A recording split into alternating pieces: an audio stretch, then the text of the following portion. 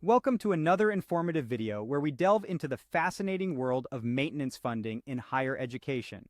I'm Ryan Chan, CEO and founder of Upkeep, and today we're exploring the contrasting funding strategies of public and private universities in the United States. Stick around to find out which type of institution is spending more on maintenance and why this might be.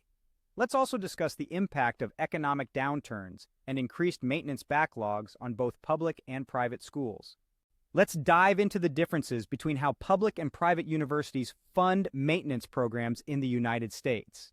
It's an interesting contrast, as public universities typically pay for maintenance programs through government-funded budgets, while private universities often lean on donations to handle general upkeep and operations. However, both types of institutions depend somewhat on tuition payments to pay for both new construction and maintenance requirements of aging existing buildings. Here's an interesting fact. Private schools are actually spending more on maintenance. According to the Delta Cost Project, spending on maintenance and operations has either declined or remained relatively stagnant during past decades in both public and private higher education facilities. To give you an idea, public research universities spent $2,023 per full-time student per year in 2003. This amount dropped to $1,932 10 years later. On the other hand, private research institutions experienced a slight increase, spending $3,278 per full-time student per year in 2003, and increasing that to $4,101 a decade later. While private schools are spending more on maintenance and operations per student, public schools are facing more financial challenges and as a result have less money to spend on maintenance.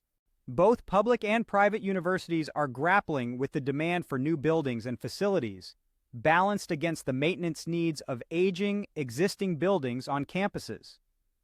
According to a report from Sightlines, colleges are now investing more money into existing buildings at the highest rate in more than a decade, reaching $5 per gross square foot in 2017. Many institutions of higher learning added buildings in the mid-1900s, which means most of those buildings are well past the typical 50-year building lifespan. After several decades of use, major renovations and upgrades need to be completed in order to keep buildings safe, operational, and up to modern building codes. Despite a decline in enrolling students, which means a drop in tuition revenue, some have struggled to keep up with steady growth. For example, 3 California-based public university and college systems need a minimum of $47 billion to handle construction, renovation, and retrofitting during the next 5 years. These 3 systems operate 147 campuses and 14,000 buildings, with demand for student spots high and growing. This struggle has left many colleges and universities trying to shift money from educational and teaching purposes to maintenance and operations. The problem is compounded due to the demand for lower student tuition at the same time. Turning to philanthropic gifts, going further into debt, or shifting money from faculty salaries or student services all come with their own challenges. The economic downturn has further exacerbated the issue. Sightlines, a higher education consulting firm, notes that the backlog of maintenance has increased 18% since 2007 at private schools and 22% during that period at public institutions. Nearly 80% of leaders who participated in a survey through the Education Policy Center at the University of Alabama stated that money for facilities was a major need. State governments are spending about 17% less on public higher education, which means public money is simply not available for the huge number of maintenance projects that continue to pile up year after year. In the end, the continued deferred maintenance leads to more and more emergency maintenance requirements, which are always more expensive than preventive maintenance counterparts.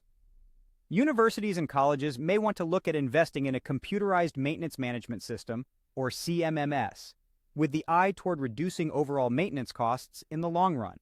Thank you for watching this video. We've explored the funding strategies of public and private universities, the impact of economic downturns, and the increasing maintenance backlogs. Remember, investing in a CMMS could help reduce overall maintenance costs. If you found this video helpful, please subscribe to our channel for more insightful content.